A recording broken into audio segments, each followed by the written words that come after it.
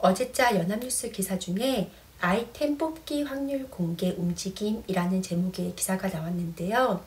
기사를 보시면 최근 게임 시장에서 과도한 아이템 뽑기가 논란이 되자 국회가 이를 규제하는 내용의 개정안을 발의했는데 게임 업계에서 전면 반발하고 나섰다는 내용입니다. 게임을 좋아하시는 분들이라면 다들 아시겠지만 많은 게임사들이 비즈니스 모델로 좋은 아이템, 희귀한 아이템을 확률로 뽑을 수 있도록 게임을 만드는데요. 대표적인 예를 들어보자면 NC소프트의 리니지를 들 수가 있습니다. 리니지의 캐릭터는 일반, 고급, 희귀, 영웅, 전설식으로 등급이 점점 올라가는데 만약에 게임 초반부터 등급이 높은 캐릭터를 뽑아서 게임을 시작하면 다른 유저들보다 훨씬 강하게 빠르게 성장할 수밖에 없겠죠. 캐릭터뿐만 아니라 무기나 방어구 등 각종 아이템들도 뽑기를 통해서 획득할 수 있는데 이렇게 뽑기를 통해서 일정 확률로 획득할 수 있는 아이템을 확률형 아이템이라고 이해하시면 됩니다. 그런데 문제는 좋은 아이템을 뽑을 확률이 극도로 매우 낮다는 겁니다.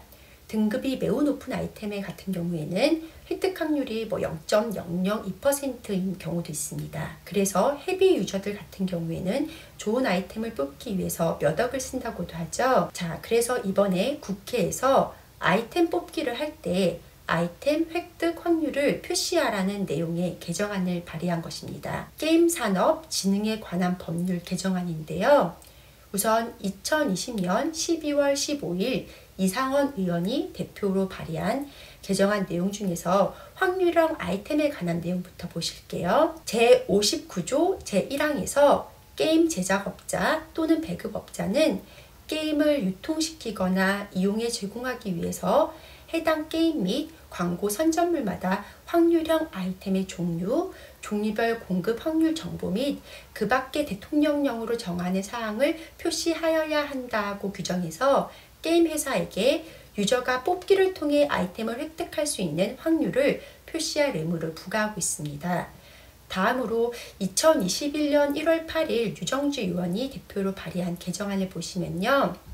제2조에서 확률형 아이템의 정의를 먼저 규정하고 있습니다. 확률형 아이템이라 함은 일정 금액을 내고 구매하지만 구체적 종류나 성능 등은 우연적 요소, 즉 확률에 의하여 결정되는 게임 아이템을 말한다라고 규정을 하고 제33조에 의해서는 확률형 아이템의 획득 확률을 게임물 내부에 표시하고 고지하여야 한다고 규정하고 있습니다. 앞선 이상은 의원 대표 발의 개정안과 다른 점은 우선 확률형 아이템이 무엇인지 정의를 하고 있고요. 다음으로 획득 확률을 게임물 내부에 표시하라고 규정하고 있는데 결국 게임사 홈페이지 이런 데 표시하지 말고 게임 자체, 게임물 내부에 표시를 하게끔 의무를 부과하는 내용입니다. 그러면 지금 현재 게임사들이 아이템 획득 확률을 공개하지 않고 있느냐 하면 게임을 좋아하시는 분들은 알고 계시겠지만 이미 일부 게임사들은 자율 규제를 통해서 아이템 획득 확률을 공개하고 있습니다. 여기 보시는 것처럼 리니지 2M의 경우에는 홈페이지에서 이런 식으로 아이템의 각종 획득 확률을 이렇게 공개를 하고 있고요. 또 요즘 새로 나온 데브 시스터즈의 쿠키런 킹덤 같은 경우에는 게임 자체 내부에서 아이템 획득 확률을 이렇게 공개하고 있습니다. 그런데 지금 이렇게 논란이 크게 되고 있는 이유는 한국게임산업협회가 국회 개정안에 의견서를 제출하였는데요. 그 내용 중에서 현재 확률형 아이템은 변동 확률 구조로 되어 있다. 이용자의 게임 진행 상황에 따라 확률이 항상 변동되기 때문에 개발자와 사업자도 확률을 정확히 알 수 없는 경우가 있다라고 기재되어 있는 부분 때문입니다. 그러니까 현재 자율 규제를 통해서 공개하고 있는 아이템 획득 확률이 고정되어 있는 것이 아니라 유저의 게임 진행 상황에 따라서 확률이 변동되는 구조로 되어 있다는 거죠.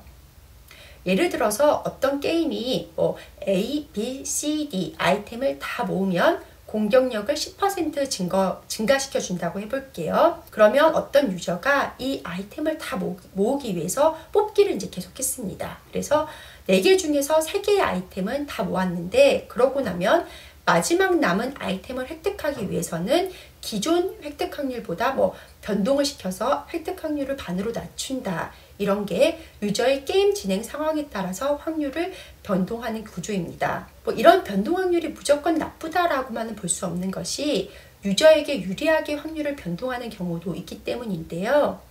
블리자드의 하스스톤 같은 경우에는 카드 뽑기를 할 때 이미 유저가 가지고 있는 전설 카드 같은 경우에는 다시 나오지 않도록 확률을 변동시키는 유저 친화적인 게임 구조도 존재합니다. 그런데 문제는 유저에게 불리하게 확률을 변동하는 경우인데요. 게임의 재미를 위해서 확률을 낮추는 그런 게 아니라 유저가 원하는 아이템을 얻기 위하여 10억, 20억 이렇게 거액을 쓰게끔 확률을 변동시키는 것은 결국 유저 또한 소비자인데 이런 소비자를 기만하는 것 아니냐라는 논란이 지금 크게 불거지고 있습니다. 현재 해외에서도 이러한 확률형 아이템을 도박으로 볼 것인지에 대하여 논의가 한참 진행 중에 있는데요.